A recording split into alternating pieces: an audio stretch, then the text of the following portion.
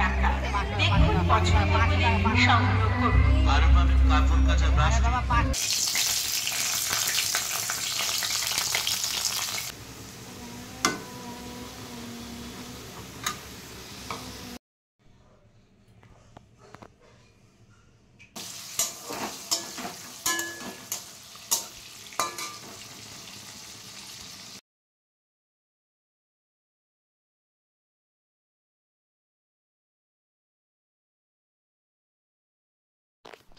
Hello everyone, কেমন আছেন সবাই? আমার নতুন ব্লগে আপনাদের সবাইকে স্বাগত। আশা করি সবাই ভালো আছেন, আমিও ভালো আছি। আজকে একেবারে সোজা চলে এসেছি রান্নাঘরে। সকালবেলা ঘুম থেকে উঠতে একটু দেরি হয়েছিল, যে কারণে এখন সেই টাইমটা ম্যানেজ করতে হচ্ছে। যদিও আজকে রান্না সেরকম কিছু করার নেই, ইলিশ মাছের মাথা দিয়ে চাল কুমড়ো রান্না করব ভাবছি, আর একটু ইলিশ মাছ।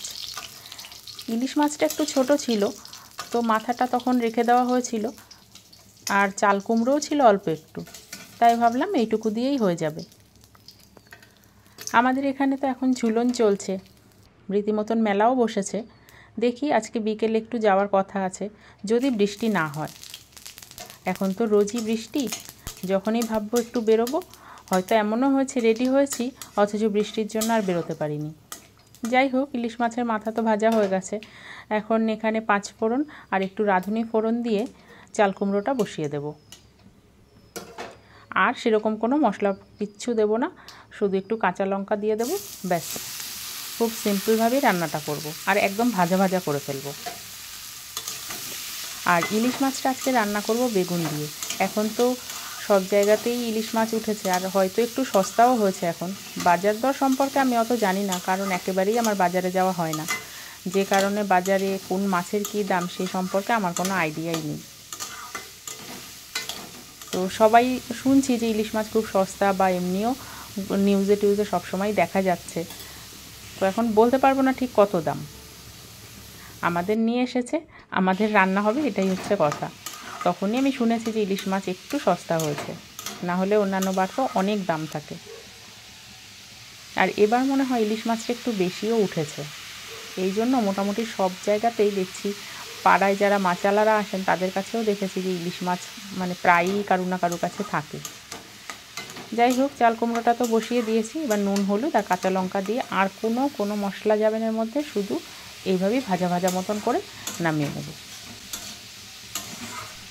আর মেয়ের জন্য এখানে একটু বেগুন ভাজা করে নিয়েছি, ওর তো একটু ভাজা লাগেই। আর চাল কুমড়োটা তো খেতে পারবে না, যে একে তো মাছ খায় না, তার মধ্যে এর মধ্যে কাটা থাকবে, ওই জন্য এটা দেওয়া যাবে না। তাই ভাজা কী করবো, একটু বেগুন ছিল, তাই ভাবলাম ইলিশ মাছে তো বেগুন দেবই, তো সেখান থেকেই কিছুটা বেগুন আলাদা করে নিয়েছি, আর ওর জন্য বেগুনটা ভেজে নিয়েছি। কথা বলতে বলতে এখানে আমার চাল কুমড়ো ভাজা প্রায় হয়ে এসেছে, একেবারেই ভাজা ভাজা হয়ে গেছে। মাছের মাথাটা একদমই অল্প হয়ে গেছে, আর একটু হলে মনে হয় ভালো হতো। আসলে মাথাটা একটু ছোট ছিল, আজকে যে মাছটা করব সে মাছের মাথাটা আবার একটু বড়, কিন্তু চাল কুমড়োও বেশি ছিল না, সেই জন্য আমি ভেবেছিলাম ছোটোটাতেই হয়ে যাবে। যাই হোক, আমরা তো দুটো মানুষ, এতেই হয়ে যাবে। এটাকে আরও একটু ভাজা ভাজা করে তারপরে নামিয়ে নেব, মানে আরেকটু তেল ছাড়বে তারপরে।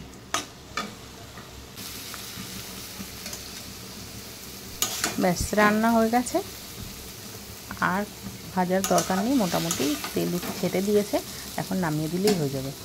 এরপর আবার মাছটাও বসাতে হবে। মাছটা তো আগেই ভেজেছিলাম, সেই ক্লিপটার তোলা হয়নি, না কি হয়েছে বলতে পারবো না। আর এখানে আলু আর বেগুন কেটে নিয়েছি, আলু আর বেগুন দিয়ে ইলিশ মাছের ঝোলটা করব। এখন আলু না একটু মিষ্টি মিষ্টি লাগে, আমার মনে হয়েছিল আলুটা না দিলে ভালো হতো, কিন্তু একেবারে বেগুন দিয়ে কী করে করব, তাই ভাবলাম একটু আলু দিয়ে দিই। আর বেগুনটাও আগে একটু ভেজে নেব, না হলে না ঝোলের মধ্যে দিলে একেবারে গলে যায়। ভেজে তুলে নেব, আর একদম নামানোর আগে দিয়ে বেগুনটা দিয়ে দেবো, তাহলে বেগুনটা আর ঘেটে যাবে না।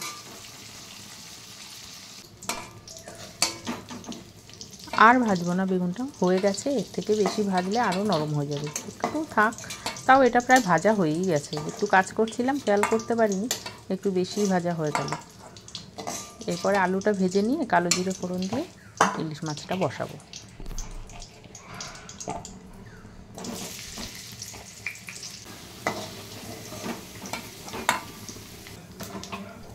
দেওয়ার কথা ছিল কালো জিরে, ভুল করে দিয়ে ফেলেছি জিরে। যাই হোক, আর কি করা যাবে, এভাবেই করতে হবে।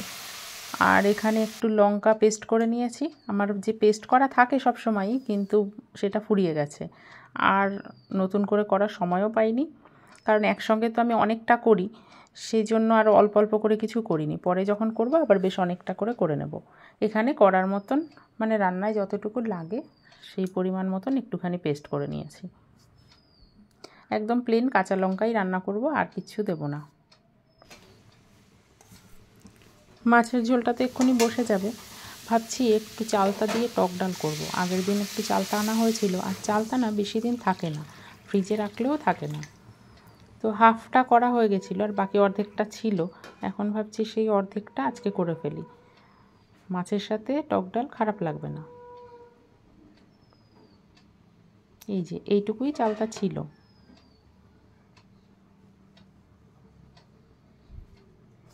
এটা দিয়ে একটু টক ডাল করে নেব।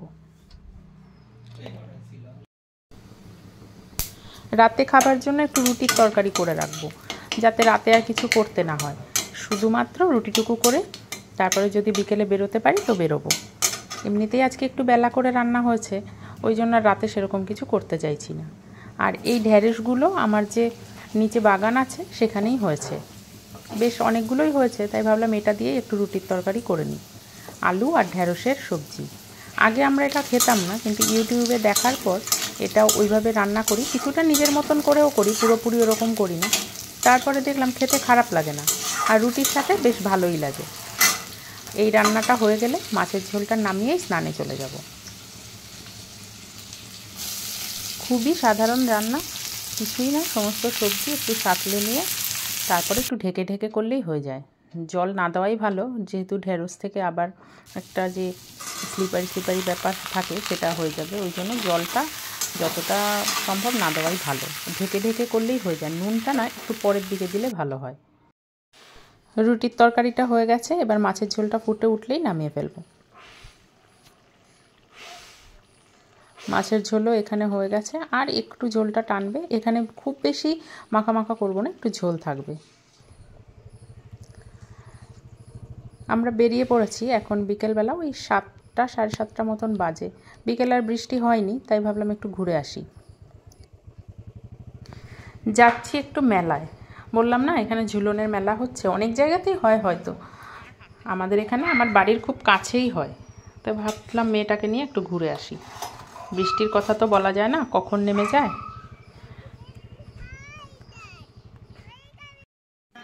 এই যে মন্দিরটি দেখছেন, এখানেই ঝুলন হয়, আর বাজার কমিটির তরফ থেকেই এই ঝুলনটা করা হয়। এখানে সব ধরনের বিগ্রহই আছে, কালী পুজোও হয়, দুর্গা পুজোও হয়, মানে যখন যেরকম থাকে সেই অনুযায়ী পুজো হয়। আর এখন ঝুলনের সময় এখানে রাধাকৃষ্ণর মূর্তিও আছে, এখানে ঝুলন হয়। আমরা ঢুকে গেছি, আর এখানে হচ্ছে একটা লাইট অ্যান্ড সাউন্ডের প্রোগ্রাম হয়েছিল, তো সেটা আমরা কিছুক্ষণ ওয়েট করেছিলাম, কিন্তু এত দেরি হচ্ছিল শুরু হতে, সেই জন্য ওখানে আমরা বেশিক্ষণ থাকতে পারিনি, মানে শুরু হওয়ার কিছুক্ষণ পরেই আমরা বেরিয়ে গেছি। অনেকক্ষণ দাঁড়িয়ে থাকার পর এই সবে শুরু হয়েছিল, তো এতক্ষণ তো দাঁড়িয়ে থাকা সম্ভব না, তাই আমরা বেরিয়ে গেছিলাম।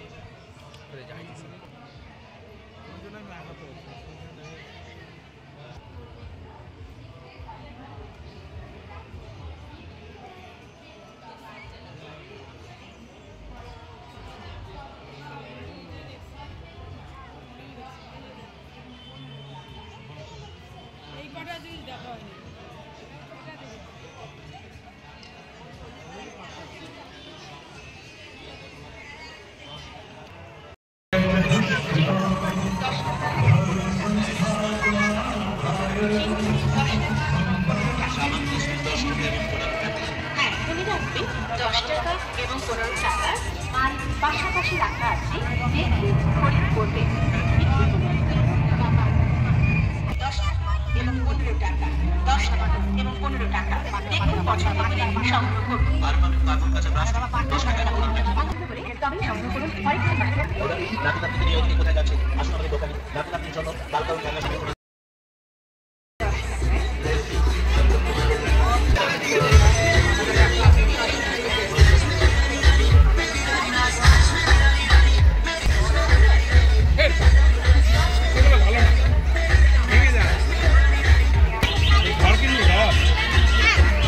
এগুলো কত দাম? 100 কত?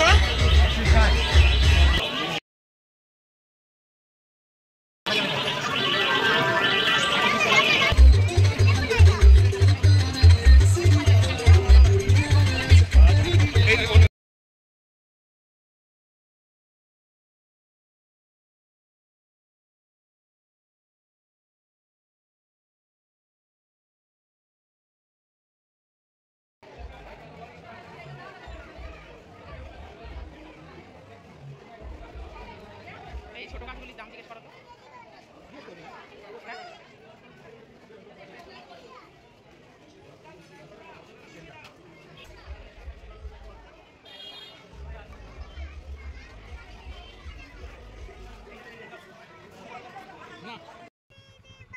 আমাদের মেলা ঘোরা হয়ে গেছে। তো আমি সেরকম কিছু কেনাকাটা করিনি, মেয়ের জন্যই কিছু খেলনা কিনে দিয়েছি। আর এদিকে খুবই মেঘ ডাকতে শুরু করে দিয়েছিল, মনে হচ্ছিল যেন যে কোনো মুহূর্তে বৃষ্টি নেমে যাবে। ওই জন্য তাড়াতাড়ি করে বাড়ি চলে এসেছি। আজকে আর ভিডিওটা কন্টিনিউ করছি না, আজকের মতো এই পর্যন্তই। সবাই ভালো থাকবেন, সুস্থ থাকবেন। দেখা হচ্ছে নেক্সট ভিডিওতে। এখনকার মতো গুড নাইট।